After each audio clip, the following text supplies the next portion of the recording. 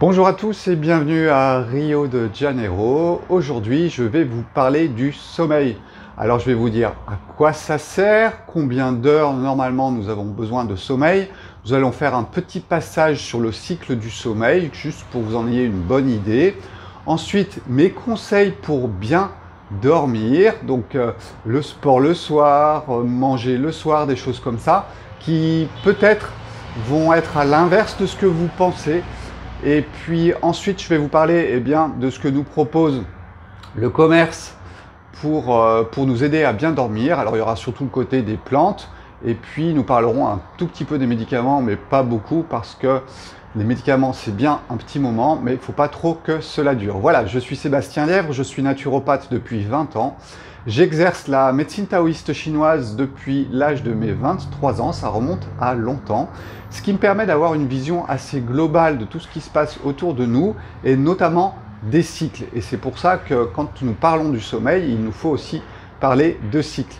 Donc, le sommeil, c'est quoi? Eh bien, c'est une non-activité que vous allez passer au cours de la nuit, parce que c'est le soleil qui nous donne de l'énergie. Donc quand le soleil monte à l'horizon, eh bien c'est une énergie qui vous réveille, ce n'est pas un hasard. Si l'heure du foie, c'est à peu près 4 heures du matin, quand le foie s'est bien rechargé, eh bien ça remonte avec l'énergie solaire. Bien sûr que cela dépend des moments de l'année. Là, en France, vous êtes au mois d'avril, donc l'énergie est bien puissante du printemps, ce qui normalement doit vous entraîner vers des réveils du matin qui sont plus forts. Le printemps, c'est l'énergie aussi du foie. Donc ce sommeil, il est important. Il est important pourquoi? Eh bien tout simplement pour récupérer de l'énergie. Quand vous êtes en position verticale, vous êtes, je dirais, l'émetteur d'énergie. Quand vous êtes en position horizontale, en position yin, eh bien vous êtes un récepteur. Donc voilà comment ça fonctionne. Quand vous êtes en position allongée, tout simplement, vous allez recevoir l'énergie, vous recharger, et puis quand vous passez en position verticale, vous êtes dans l'activité. Donc voilà, le sommeil, c'est normal que ça se passe pendant la nuit, mais c'est vrai que durant la journée, vous avez aussi des cycles de charge et de décharge. Ce qui se passe dans le grand, une journée, eh bien, se passe aussi dans le petit. Au cours d'une heure, vous avez une montée, une descente, une charge et une décharge.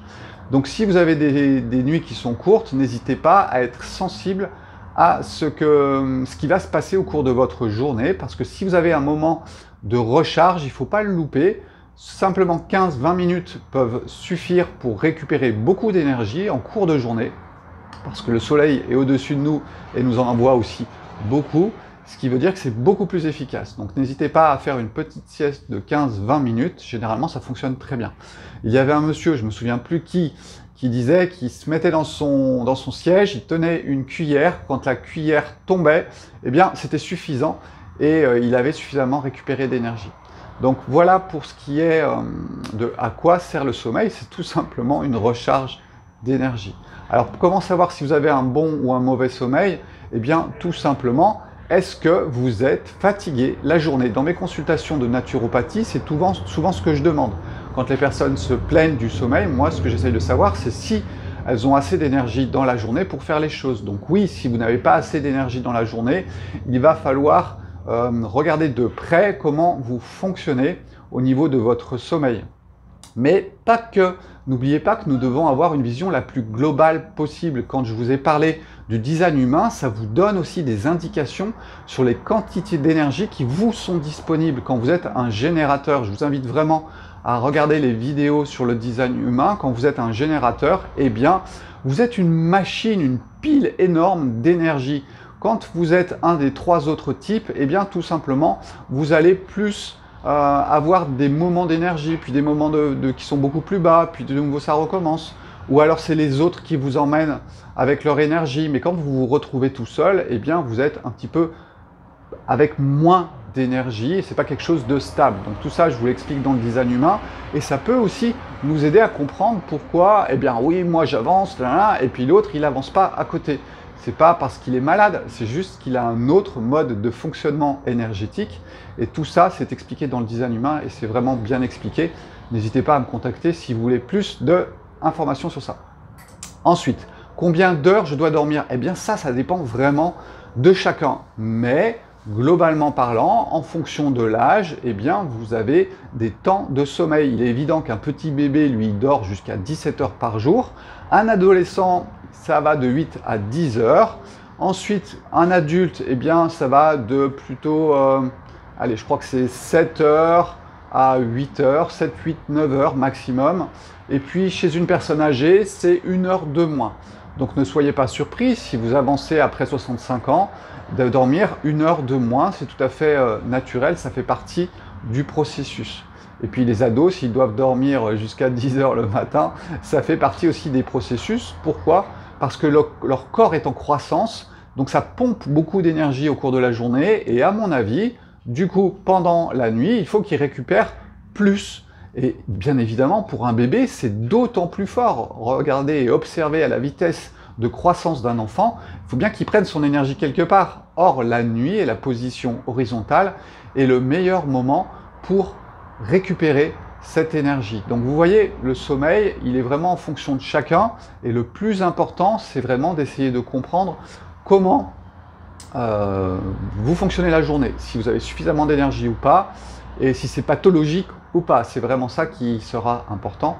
Ça, c'est vrai que quand on en discute, pour moi, c'est beaucoup plus facile de savoir où en est la personne en fonction de son type, en fonction de comment elle fonctionne et si elle a besoin de beaucoup de sommeil ou pas.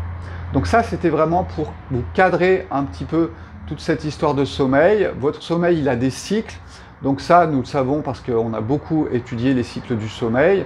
Vous avez au début un sommeil qui s'installe, ensuite vous avez le sommeil profond, le sommeil ensuite paradoxal, ça c'est là après le sommeil profond, là où vous allez faire des rêves, et ensuite vous avez une phase d'éveil.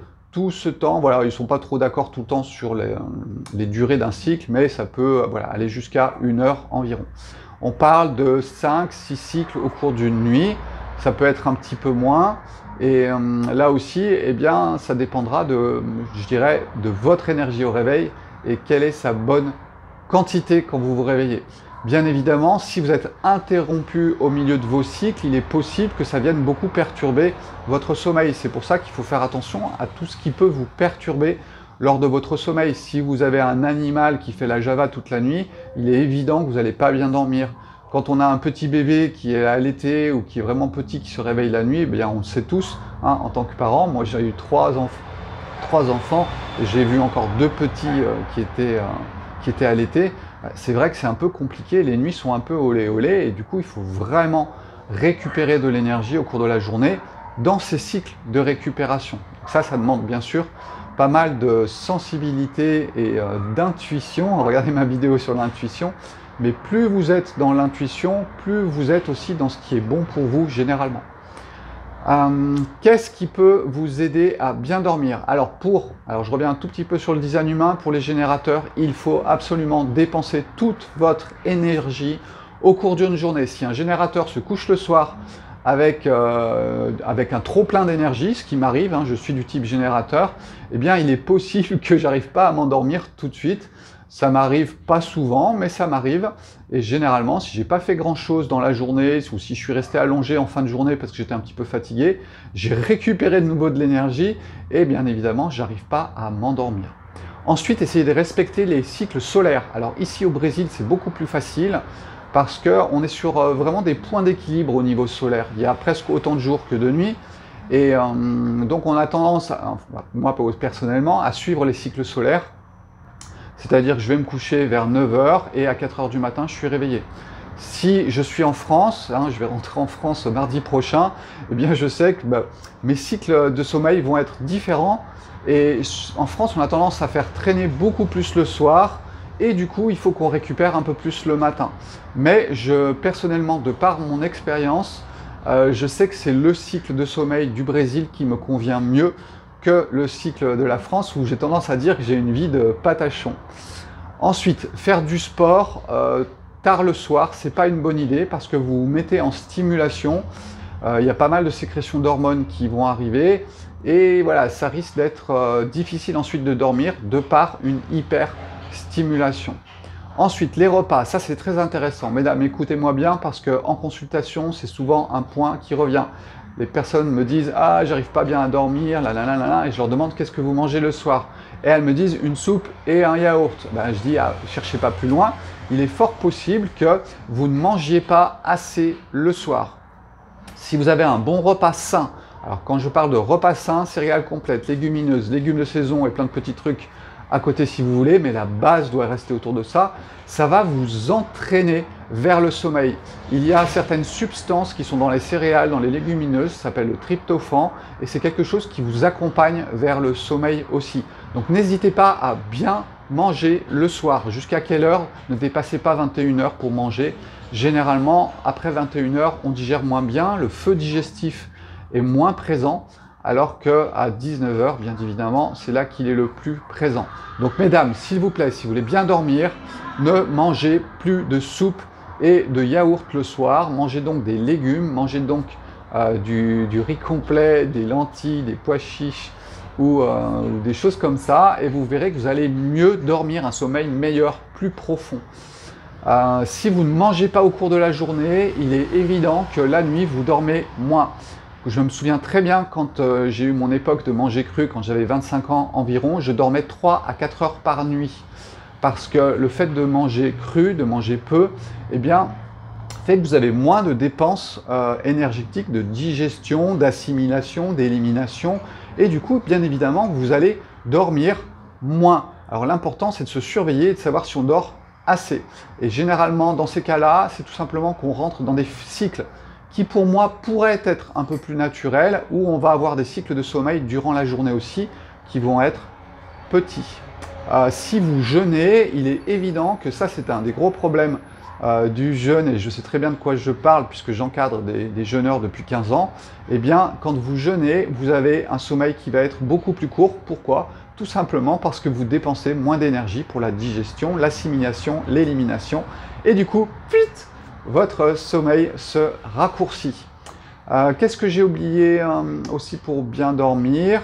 Eh bien, pour bien dormir, il ne faut pas trop avoir de soucis dans sa tête. Donc, il est évident que votre psychologie, elle a un impact sur votre sommeil. Je vous invite vraiment à regarder les vidéos que je fais sur la psychologie, parce que je vous mets des petits cailloux sur un chemin en permanence pour essayer de vous guider vers en dehors de la caverne. Quand je vous parle de la caverne de Platon, c'est ça, c'est entrer dans la connaissance, comprendre comment fonctionne votre psychisme, et ça fait partie du jeu. N'oubliez pas une chose, si je vous parle de 3 piliers dans l'enseignement que je fais, c'est pas pour rien. Vous avez le monde physique, le monde psychique, et vous avez ensuite les connexions avec ce qui est au-dessus, on va dire la métaphysique.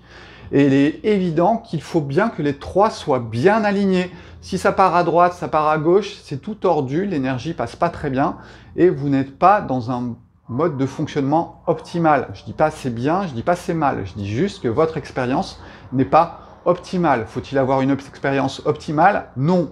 D'accord? Chacun a une expérience différente. Moi, j'essaie juste toujours de partager mon expérience. C'est toujours connaissance du monde de Sébastien. D'accord? Donc voilà, il est important que votre corps physique fonctionne bien. C'est pour ça que j'ai parlé de l'alimentation, que j'ai parlé du sommeil, de l'activité. Il est important que votre monde psychique fonctionne bien. C'est pour ça aussi que dans ma thérapeutique, eh bien, j'intègre la psychologie. Je le fais avec des bases du taoïsme et du bouddhisme parce que c'est de la psychologie de la vie de tous les jours et qui vous permet d'entrer dans la spontanéité des équilibrages psychologiques. Donc ça, c'est encore autre chose. Je vous invite à passer sur mon site et regarder un petit peu tout ce que je dis sur la psychologie taoïste ou bouddhiste, et bien évidemment de regarder les vidéos qui vous sont données sur la psychologie, puisque j'en mets régulièrement, je fais exprès. Même si je le fais spontanément, je sais que ça fait partie du processus. Et puis, donc voilà, si vous avez une bonne psychologie, si votre mental fonctionne dans un bon équilibre, il est évident que vous allez dormir mieux. Voilà, si ça ne se passe pas bien dans votre tête, essayez vraiment de bien regarder mes vidéos, n'hésitez pas à me poser des questions, et pourquoi pas faire un suivi taoïste, bouddhiste, qui va vous parler un petit peu de votre psychologie, mais d'une façon un petit peu différente. Souvent, je parle des techniques qui sont utilisées aujourd'hui en termes de psychologie, qui ne fonctionnent qu'un certain temps. C'est pas que j'en veux aux thérapeutes, c'est juste que ça ne fonctionne qu'un certain temps parce qu'on ne va pas au fond des choses et il y a un fond. Et c'est ce fond qu'il faut changer pour qu'ensuite vous puissiez vivre tranquillement. Si vous vous basez juste sur des petits trucs et vous mettez des coups de peinture sur les petits trucs, ça marche un certain temps. Ok, ça peut vous aider, je ne dis pas le contraire. Et je vais parler des médicaments, bien évidemment, pour le sommeil à la fin de la vidéo. Mais ça ne doit durer qu'un certain temps et il vous faut absolument aller vers une conscience différente du monde qui vous entoure pour pouvoir vivre bien ce que vous êtes. Hein. Et là, le design humain, il vous invite à ça, vivre comment on vous a programmé pour bien vivre votre vie. Voilà, c'est tout l'art du design humain aussi. Qu'est-ce que j'ai oublié pour bien dormir? J'ai parlé de ça, tac, tac, tac, tac. Je pense qu'on a fait un petit peu le tour des possibilités simples pour essayer de bien dormir avec une vie simple, tranquille. Maintenant, qu'est-ce qui vous est proposé pour vous aider à dormir? Donc là, on est bien d'accord, nous sommes sur une simple... On va agir sur les symptômes et donc on va jouer sur le système nerveux. Donc nous utilisons bien une peinture des béquilles, d'accord? Donc c'est possible, vous avez des plantes qui vous aident. Alors je vous ai parlé bien évidemment de votre alimentation qui peut vous aider à bien dormir, hein, le tryptophane qui est dans les céréales complètes et dans les légumineuses, mais il y a aussi des plantes. Donc vous avez la valériane, vous avez la camomille souvent qui est la plus recommandée pour dormir. Vous avez des mélanges de plantes qui sont vendus aujourd'hui. Comment ça s'appelle? Attendez, je l'ai noté. Euphytose, voilà, je me souvenais plus. C'est euphytose qui est souvent utilisé dans les cas de troubles du sommeil. Vous avez bien évidemment l'aubépine, mais attention à toutes ces plantes. Si elles sont puissantes, toutes face à un dos. Donc si vous les utilisez tous les jours, il est évident que ça va déséquilibrer quelque chose. Pourquoi? Parce que c'est une force énorme. Donc d'un côté, ça va faire quelque chose sur votre système nerveux, mais d'un autre, la substance qui joue sur votre système nerveux, va bien falloir que quelqu'un l'élimine. Et sûrement, ça va être votre foie ou vos reins. Ce qui veut dire que à terme, c'est jamais une bonne idée d'utiliser de la peinture, parce que vous allez mettre des couches de peinture en permanence, et ça finit par s'écailler. Et rappelez-vous, des volets qui ont 50 couches de peinture, c'est jamais une bonne idée. Et c'est exactement ce qui se passe avec les médicaments de l'allopathie. Alors je ne vais pas les citer, mais ces médicaments d'allopathie, ils utilisent une molécule bien particulière qui vient aussi jouer sur tout votre système nerveux. Donc l'important, c'est de comprendre que mieux ça marche, plus ça a un impact délétère sur votre corps aussi. Il faut bien rester dans cette conscience-là, et c'est pour cela qu'il faut aller mettre son nez dans la connaissance du monde, dans la gnose. Je parle souvent de la gnose, qui est tout simplement de la connaissance, hein. C'est rien d'exceptionnel que de parler de la gnose, sauf qu'on utilise un mot avec une origine grecque. Mais la gnose, c'est la connaissance du monde. C'est ce que je vous invite à partager tout le temps sur ces vidéos. Comprendre comment le monde est fait, les cycles de la vie, et puis comprendre que oui, il y a des déséquilibres qui sont créés à un moment, mais oui, ils sont faits pour s'équilibrer spontanément, parce que après la pluie, il y a toujours le soleil, et il n'y a que si vous restez dans une caverne que, bien évidemment, vous allez rester dans la pénombre pendant très longtemps. C'est ce que le système, sans être parano et sans être dans le complotisme, c'est ce que le système fait aujourd'hui. Alors c'est pas pour rien, c'est pas la faute du système, c'est un cycle stellaire qui est en cours, et tout simplement qui nous fait vivre dans une hyper-matière. Et ça nous enferme, parce que la matière, l'ego, il adore ça, il est comme un poisson dans l'eau, et du coup, il vous emmène dans la caverne. Moi, ce que j'essaye de faire, en tant que lama bouddhiste et taoïste, c'est de vous sortir de la caverne. Tout simplement comment? En partageant mes connaissances. Bienvenue dans la vie des lamas, qui est tout simplement de partager la connaissance sans forcément chercher un but particulier. C'est juste que j'ai été créé pour partager les connaissances. Si vous connaissez mon design humain, eh bien je suis 5.1 et je suis là pour ça. Voilà, j'espère que cette vidéo vous aura intéressé. N'hésitez pas à vous abonner pour recevoir évidemment toutes les vidéos qui peuvent sortir. Et j'en fais pas mal. Je vais en faire un petit peu moins parce que pendant 2 semaines, je vais encadrer le jeûne pendant 15 jours. Et à mon avis, je ferai peut-être des toutes petites vidéos, mais j'aurai pas le temps et l'énergie sûrement de vous faire des grandes vidéos. Donc voilà, si vous voulez jeûner, rejoignez-moi en Bretagne. J'organise 2 semaines, la première est complète, la deuxième, il me reste 3 places.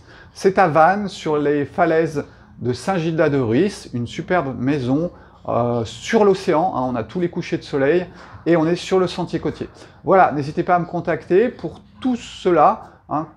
Aujourd'hui, voilà, à plus de 50 ans, généralement, chez les moines tibétains, il y a, du moins chez certains moines tibétains, eh bien, il part sur le chemin et il va juste donner de l'information. C'est ce que je fais. N'hésitez pas à me contacter, bien évidemment, si vous avez besoin de conseils. Voilà, ciao, ciao, bye bye. Passez un bon dimanche parce que je vais poster cette vidéo demain matin. Ça sera dimanche, le temps de la monter. Ciao!